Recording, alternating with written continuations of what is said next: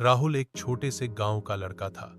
उसके पिता खेतों में काम करते थे और मां घर संभालती थी।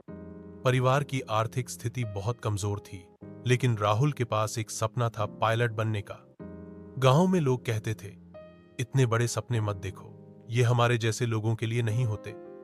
लेकिन राहुल की आंखों में चमक और दिल में विश्वास था। स्कूल से लौटकर वह अक्सर आसमान की ओर देखता और उड़ते हुए हवाई जहाजों को देखकर कल्पना करता कि एक दिन वह भी पायलट की यूनिफॉर्म पहनकर दुनिया की सैर करेगा। आर्थिक तंगी के बावजूद उसने पढ़ाई कभी नहीं छोड़ी। कई बार किताबें खरीदने के पैसे नहीं होते थे तो वह पुरानी किताबों से पढ़ाई करता। राहुल के जीवन में असफलताएं भी आईं। पहली बार परीक्षा देने पर वह पास नहीं हुआ।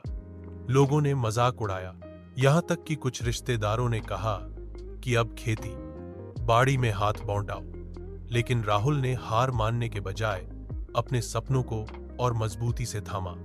उसने सोचा, असफलता ही तो मुझे और मजबूत बनाएगी। उसने रात रात भर मेहनत की, अतिरिक्त काम किया ताकि कोचिंग की फीस भर सके। कई बार भूखा सोना पड़ा, लेकिन उसने पढ़ाई जारी रखी। आखिरकार उसकी मेहनत रंग लाई। वह परीक्षा में पास हुआ और फ्लाइंग अकादमी में दाखिला पा गया।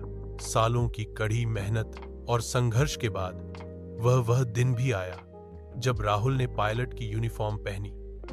गांव के लोग, जिन्होंने कभी उसके सपनों पर हंसी उड़ाई थी, अब गर्व से कहते थे, देखो, हमारा राहुल पायलट बन गया। राहुल की कहानी यह बताती है कि सपने कभी छोटे बड़े नहीं होते।